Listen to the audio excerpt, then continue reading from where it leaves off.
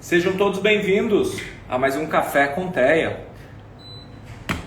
O seu encontro diário, sempre às 9h17 da manhã, comigo, onde pais participam, onde profissionais participam, onde a sua dúvida é sanada. Então, por isso, nós vamos começar mais um Café com Teia. Eu já estava até falando para vocês que eu estou querendo muito visitar muitas cidades neste ano de 2024 ainda e 2025. E se alguém tem acesso a alguma cidade, mas assim, tem um acesso bom, um acesso fácil. O que é um acesso bom, um acesso fácil? Tiago, eu tenho contato com um auditório específico, a gente viabiliza esse auditório, eu faço o evento com valor super acessível para as pessoas, então quem tem esse tipo de acesso, um auditório aí para um pouco mais de pessoas, que tenha contatos importantes, fala, olha, eu quero fazer e nós vamos fazer na minha cidade. Eu falo, ótimo, vamos lá, vamos trabalhar para fazer isso acontecer. Só que tem que ter esse apoio. Por quê? Porque eu não estou no Nordeste, eu não sei. Para onde você quer ir, Thiago? Olha, eu quero ir muito para Manaus, Amazonas. Eu quero ir muito para Belém, Pará. Eu quero ir muito para Tocantins, Palmas. Eu quero muito visitar o Norte, principalmente ali a parte de Piauí, o pessoal mais ainda afastado, tá bom? Quero visitar o Rio Grande do Sul, Rio Grande, Pelotas, enfim. Então, para que isso aconteça, se alguém tem esse contato fácil com auditórios que pode nos ajudar, enfim, eu estou totalmente à disposição de vocês, tá bom? Bom, vamos lá. Mais um Café com Teia. Dourados, adoraria ir para Dourados, Mato Grosso do Sul, verdade. Paraíba, queria muito também para Paraíba. Bom, deixa eu adicionar aqui a nossa convidada, chamei 2 vezes, mas que é psicóloga e ela faz parte da formação TND. Bom dia, doutora Érica. Pronto, deu certo, rapaz. Agora sim. Doutora Érica, se apresente aí, por gentileza. Olá, doutor Tiago, muito obrigada, né, por esse momento. Primeiro, agradecer mesmo. Realmente muito importante. Eu sou a Érica Cardoso, eu sou psicóloga, sou neuropsicóloga infantil. Sou especialista em análise do comportamento aplicada, já atuei muito como AT, né, na prática, durante todo o percurso da faculdade também. Já trabalhei também sendo acompanhada por supervisões, né, e já estou também trabalhando com equipes de ATs também, aplicando, fazer esse movimento na casa, né, na escola também, que é muito importante. E aí, aqui sou do Ceará, aqui de Fortaleza, né? E esse trabalho aqui pra gente é um trabalho que a gente vem engatinhando, né? Até mesmo por conta das dificuldades de profissionais, eu estou capacitados. E aí, esse momento que você esteve aqui com a gente foi um momento maravilhoso, onde muitos profissionais aqui também puderam participar e ver o quanto é importante estarem capacitados para isso. Então, abre também essas portas para a gente, para outros profissionais também buscarem esse conhecimento que as nossas crianças tanto precisam aqui, né? Legal. E aí, esse momento com você vai ser maravilhoso, mais um momento rico, né? De poder compartilhar também aqui um pouquinho com vocês. Legal. Bom, você falou sobre esse processo de AT. Tenta explicar para as pessoas o que é esse tal de AT. Qual a sua importância desse AT? Quem pode ser AT? Tá bom? Pronto, doutor. Assim, eu vou começar explicando só rapidinho, assim, mais uma base, né? Quando eu iniciei a minha faculdade, no segundo semestre, eu tive um interesse muito grande. Eu já comecei a publicar artigos, né, dentro da própria universidade. E aí eu tive uma sorte de pegar um professor que não era daqui, infelizmente, mas que tinha um grande conhecimento e estava montando uma clínica na época aqui com esse processo de acompanhantes terapêuticos, né? Assistentes terapêuticos. E aí eu me voluntariei para participar desse projeto que ele estava iniciando aqui. E a gente começou a fazer um mapeamento de algumas crianças que estavam precisando desse apoio, né? Dessa ajuda dentro do ambiente familiar. Por quê? Porque o assistente terapêutico, até a gente tem um pouco essa dúvida de qual é o papel de cada um. Mas, assim, existe aquele que está dentro da escola, que precisa seguir um protocolo daquela instituição, mas que também pode levar o seu conhecimento justamente para intervir junto com aquela criança, de acordo com o plano de ensino que a escola desenvolva para aquela criança. E também pode participar e deve ter esse interesse de buscar tentar ajudar a participar desse plano de ensino. E aí, o acompanhante, né, o que está dentro da casa, que faz parte desse papel, ele estende esse trabalho dentro do ambiente que a criança precisa aprender essas habilidades para o dia a dia dela, né? Como essa criança vai desenvolver as habilidades não só dentro de um consultório, não só naquele espaço fechado, mas daquelas situações que fazem parte para o desenvolvimento dela do dia a dia, né? Como se alimentar, como ter o cuidado pessoal, desenvolver habilidades de enfrentamento dentro de outros ambientes também. Então, é um trabalho também que eu tento fazer muito aqui com os meus ATs e com as equipes que a gente tem, de ir fazer um passeio no shopping com essa criança, ver como é que essa criança está nesse meio social, ajudar ela a enfrentar também esses espaços, desenvolver habilidades. E aí, para fazer esse trabalho, né, a gente usa a análise do comportamento aplicada, né, que a gente precisa fazer uma base da funcionalidade daquela criança, sabe? Fazer uma análise funcional, como é que essa criança está desenvolvendo esses comportamentos, o que é que a gente pode analisar como antecedente, como consequência, para minimizar ou para modificar aquele comportamento que a criança precisa, aprender também novas habilidades. Então, esse trabalho do AT, ele é um trabalho assim gigantesco, é um trabalho muito rico, que vai muito além, eu até digo assim, aqui dentro do consultório a gente não é nada, né? Quando a gente vai para dentro da casa de uma criança, quando a gente senta num espaço, e isso se a gente tem um conhecimento básico mesmo, a gente já consegue fazer isso em vários espaços, né? Recente eu tive um passeio com minha filha, e aí tava nesse passeio, chegou uma criancinha e começou a brincar, né? E isolada e tal. E aí eu já fui começando levando minha filha e comecei a fazer, interagir com ela e fui mediando. Aí a mãe ficou assim: como você conseguiu fazer isso? Eu preciso aprender a fazer isso Sim. para poder eu conseguir mediar meu filho nessas relações. Então, muitas vezes esse trabalho do AT é mais além do que isso, sabe, Tiago? Eu acho que é mais além do que você ter um cronogramazinho também, sabe? Ter aquela. A gente precisa ter toda a base científica, a gente precisa daqueles marcozinhos, tudo bonitinho, mas a gente precisa também, além disso, né? Ver nesses espaços quanto a gente pode ser também um AT, independente de estar naquele espaço seguindo um cronograma ou não. A gente tendo esse conhecimento, a gente consegue. A resposta mais simples, às vezes, para um pai e para uma mãe que está querendo saber como é o processo de tratamento, de evolução, de estímulo do seu filho, é que o autismo, a gente primeiro tem que entender qual nível, em que momento a criança está. Mas o Isso. autismo, em via de regra, nunca vai ser muito fácil, ainda que tenha casos que evoluem muito fácil, tá? Mas evolui fácil mesmo, em detrimento a outros. E também nunca vai ser extremamente difícil, porque os casos extremamente difíceis, eles não são a maioria. Então, muito fácil e muito, muito difícil não é o comum. O mais comum é, dentro de um grupo que a gente pode considerar assim de mais difícil até mais fácil, é um grupo que evolui. Só que esse grupo, tirando os extremos muito fácil e muito difícil, estou explicando de uma forma extremamente simples para vocês.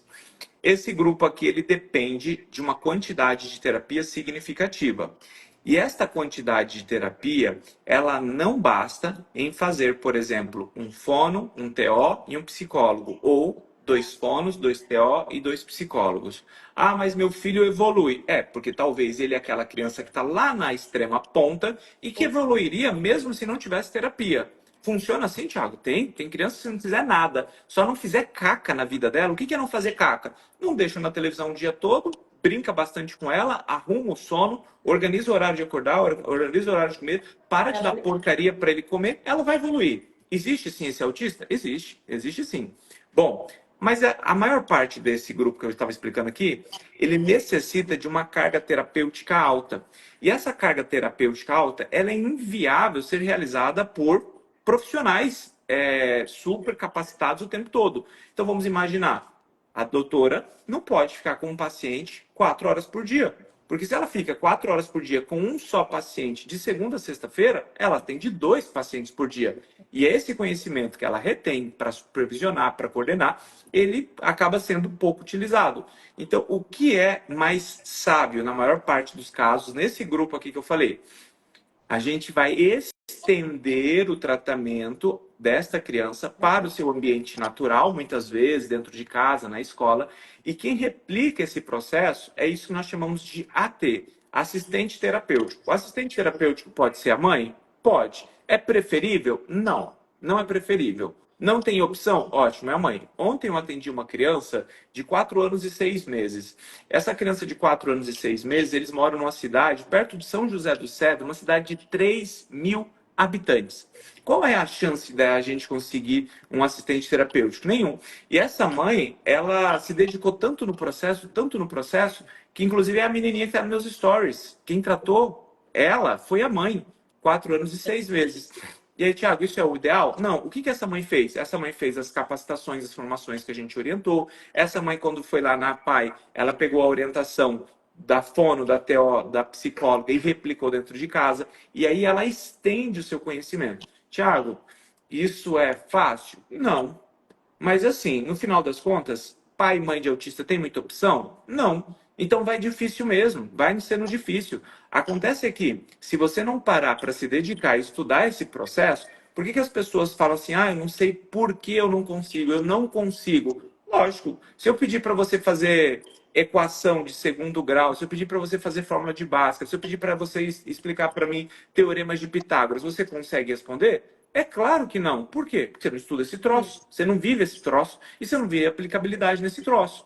Mas se você começa a estudar, se dedicar para isso, daqui a pouco você está dando aula de matemática. É simples assim. Acontece que as pessoas não passam pelo processo de entender que necessitará estudar por 2 ou 3 meses, 2 horas por dia, porque quando vê já passou 2 ou 3 meses, 2 horas por dia. É o que eu proponho muitas vezes dentro das formações, dentro dos cursos e tudo mais. Enfim, doutora, perfeito. Então vamos lá. Nós entendemos já que o processo de AT é extremamente relevante. O AT pode ser o pai, pode ser a mãe, verdade. O AT pode ser um estagiário, pode. Precisa ser nível superior? Não, não precisa ser nível superior. Se for nível superior, melhor. Na teoria, melhor. Na prática, nem sempre é assim que funciona. Tem que ter um AT dentro da escola? Na boa parte dos casos, sim. Lembrar que o AT, ele é um tratamento de saúde, então a escola, ela tem lá, fala, mas é educação, não, é tratamento de saúde, então a gente vai resolver isso. E aí fica aquela questão, mas como deve ser estruturado o tratamento para uma criança? E quais as terapias que essa criança precisa fazer? Então, tenho 2 perguntas para você. Quais são as terapias que geralmente nós vamos indicar para uma criança? Aí você vai dar a sua explicação, tá? Eu acho que responde essa primeira e depois eu passo para a segunda.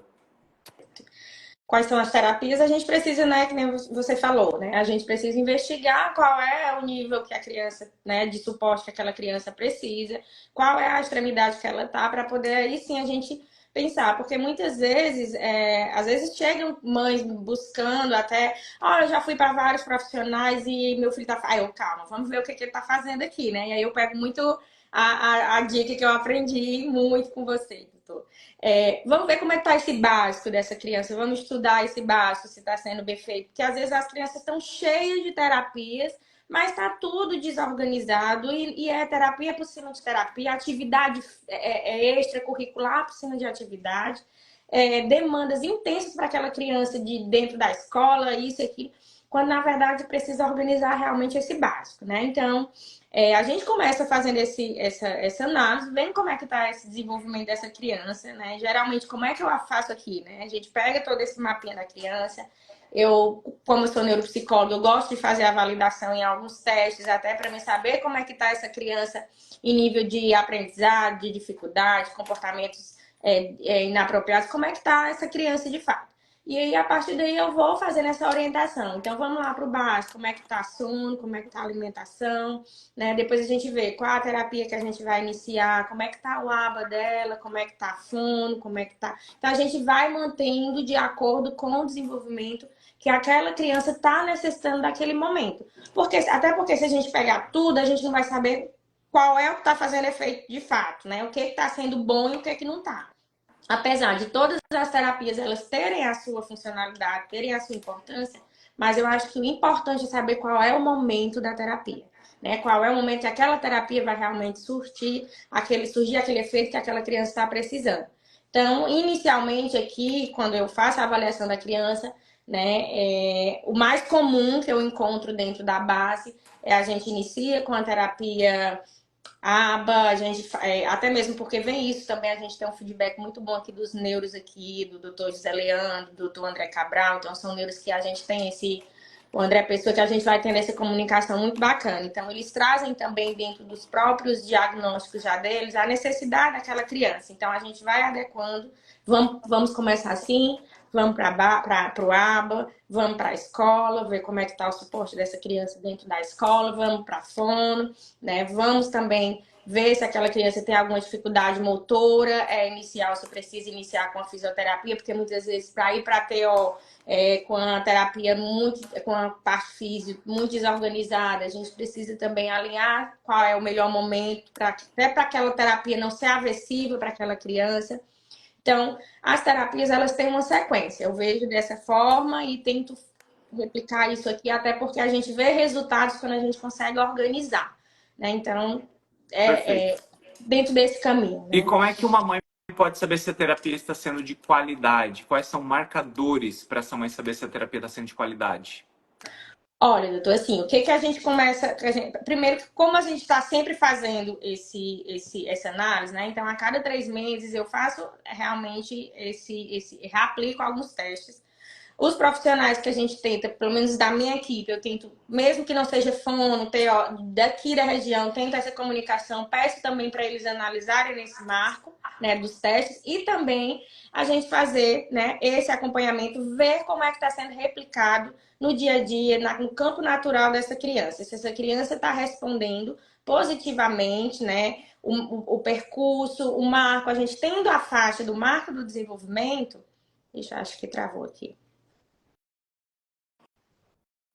Pode continuar. Pronto. Então, a gente tendo essa marca essa base do marco do desenvolvimento, a gente vai vendo se a criança realmente ela está acompanhando, né? E isso vai sendo uma troca muito comum com as mães, né? Então, essa comunicação que as mães também precisam ter com os profissionais é de extrema importância, que é para elas darem para a gente esse feedback, para a gente saber se realmente está indo, né, a criança está respondendo daquela forma, porque às vezes precisa ter um pré-requisito antes que se não for estabelecido, generalizado, aquele pré-requisito vai lá na frente, vai causar um dano muito maior. Então, eu peço para as mães sempre manter esse feedback e medir, né? A gente mede sempre, tem que medir para ver se de fato está ocorrendo e participar da vida dessa criança, né? Então, Perfeito. vai ter demandas.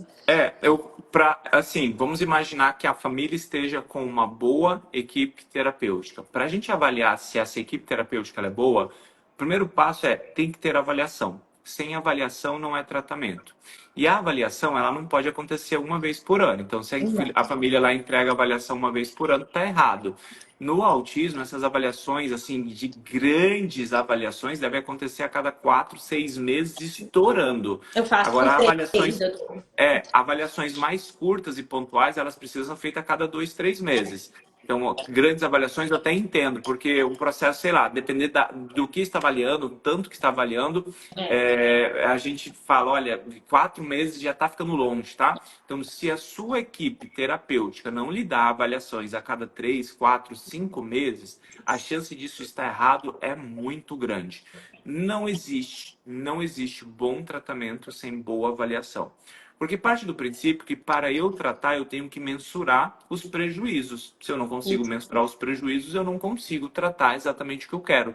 E eu também não consigo medir se o que eu estou fazendo é bom. Então a gente precisa fazer isso, tá bom? Exatamente, doutor. Assim, só complementando, eu costumo fazer como? Todo mês eu faço, na verdade, a cada supervisão, cada atendimento que eu faço, eu tento passar para os pais aquele resumo do atendimento, né? Eu já mando no WhatsApp depois como é que foi, como é que a criança respondeu ao atendimento, assim como nos processos dos ATs, que eu já oriento eles a fazerem dessa forma.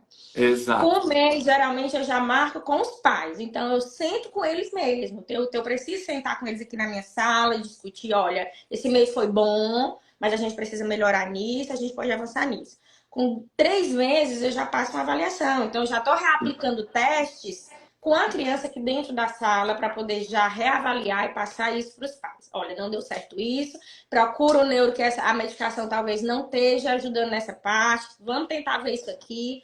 Porque, e com 6 meses, aí nem se fala, porque a criança já vem acompanhando esse processo. Então, não Sim, dá para sim. passar muito tempo. Não dá, não dá. Perfeito. Então, a avaliação com certeza é um excelente marcador de qualidade. Dois, é uma coisa que é importante, precisa ter quantidade de terapia, intensidade e ter qualidade. Eu sempre tento utilizar o modelo de um outro idioma. Se você vai aprender um outro idioma, se você tem um professor que ele não é fluente ou que ele fala errado, a chance da criança aprender errado é muito grande. Ou, por exemplo, se você vai aprender outro idioma e você faz muito pouco encontros com o seu professor, você não vai aprender esse idioma. E se você não generaliza, não intensifica, você não vai aprender. E aí, a minha pergunta é, como é que um pai ou uma mãe vai conseguir avaliar se a qualidade desse professor é bom? Mais uma vez, não existe outro caminho. Todos os caminhos convergem para a minha única resposta que eu dou aqui há bastante tempo. Pais capacitados. Pai tem que estar capacitado. Se o pai não tiver capacitado, ele falha enquanto pai para o tratamento do seu filho. Funciona dessa maneira, dessa forma. E não é que com viés, não tem nenhum curso para pais em aberto nesse momento. A jornada da criança autista acho que vai ser em outubro, daqui a um mês. Mas nesse momento não tem nada. Mas a resposta sempre vai ser essa. Se não tiver pai capacitado, há falha no tratamento. Doutora, por gentileza, faça aí as suas considerações finais, as suas pontuações finais, o que você orienta para essa mãe e esse pai que está recebendo um diagnóstico agora, ou que já está há algum tempo tratando e não está vendo curva de evolução, enfim, por favor. Bom, doutor, assim, receber o diagnóstico nem sempre é fácil, mas, assim, a gente sabe que essas mães também são mães desafiadoras, né? O que elas precisam realmente é de ter esses profissionais que façam elas usarem esses desafios a favor delas, né? E do próprio filho. Então, buscar esses profissionais capacitados faz toda a diferença. Como saber se esses profissionais estão capacitados? Vai buscar informação, vai. Hoje a gente já tem até ferramentas para encontrar isso, saber se esses profissionais têm essas habilidades também para lidar com seu filho e buscar conhecimento, que é a base de tudo. Não dá para a gente ter, né? Então, assim, quando eu vejo um curso, uma palestra de alguma coisa, eu compartilho no WhatsApp de todos os meus pais, né? Eu mando logo: ó, isso aqui é bom, dá assistida. Olha, faz esse curso. Eu acho que o curso que teve do TDAH recente, né? Do que teve com o senhor, eu mandei assim para quase todo mundo. Gente, vai, que é bom, vocês precisam. Olha, para você ter ideia, doutor, eu mando aqui até para as babás que acompanham as crianças Sim. que vêm aqui. Ontem mesmo, uma babá me devolveu um livro que eu até coloquei aqui, que eu tinha emprestado para ela. Érica, me ajuda. Eu digo: lê esse livro aqui, porque é a aplicação da aba. Tu vai conseguir fazer algumas coisas com ele para trabalhar no banho, para fazer isso, para fazer aquilo. Ele me devolveu emprestado, né? Legal. Ela ontem me devolveu. Então, assim, tá aqui, estuda, vê. É a base, não tem como. Sim. Você não vai ter nem como medir e saber se de fato é aquilo que aquele profissional já está oferecendo para o teu filho é bom, se você não tiver o conhecimento para dizer: olha, isso não está de qualidade. Isso precisa Maravilha. mudar. Né? Maravilha. Érica é aluna da formação TND, é uma profissional referenciada por nós. Para quem é profissional da saúde e educação, hoje, então, às 20 horas, começamos a nova turma da TND. Se você ainda não fez a sua inscrição, basta comentar TND aqui na live, se você é profissional de saúde e educação, ou ir lá no link da bio, tá bom? Então, lá no link da bio você tem lá a formação TND. Durante 6 meses nós vamos ter encontros que ajudam os profissionais, que ajudam pais, ajudam profissionais enfim, eu acho que mais do que isso, a gente tem um grupo muito unido, um grupo muito bom, esse grupo é muito legal. Bom, senhores e senhoras, essa foi a Érica Cardoso, lá de Fortaleza, Ceará. Então, se alguém é dessa região, procure, vá atrás. Ela tem formação, ela tem AT, ela faz todo esse acompanhamento para quem é do norte aí, desculpa, do nordeste do Brasil. E, Érica, muito, muito, muito obrigado pela sua Eu atenção, pelo seu agradeço. carinho. Um excelente dia para você. Pode fazer as suas últimas palavras, por favor. Muito obrigada a todos, né? Agradecer a todos que estão aqui presentes também, os que vão, né, estão acompanhando minhas redes sociais também. Eu não consigo acompanhar, fazer tanto movimento, porque eu estou aqui direto e tá muita demanda mesmo. Mas eu tento, esporadicamente eu tento colocar alguma coisinha. E aí, mas quando eu não coloco, eu indico. Tá aqui, ó, gente, olha aqui, vai para esse canal aqui, vai ver isso aqui, que aqui é bom. E aí, doutor, muito obrigada mais uma vez e obrigada a todos por o carinho aqui. Contem comigo, tô aqui sempre para ajudar no que precisar, para todas as mães. Foi um prazer, tá bom? Um beijo, gente. Um grande Obrigada, abraço. Se doutor. cuidem. Tchau, Tchau, tchau. tchau.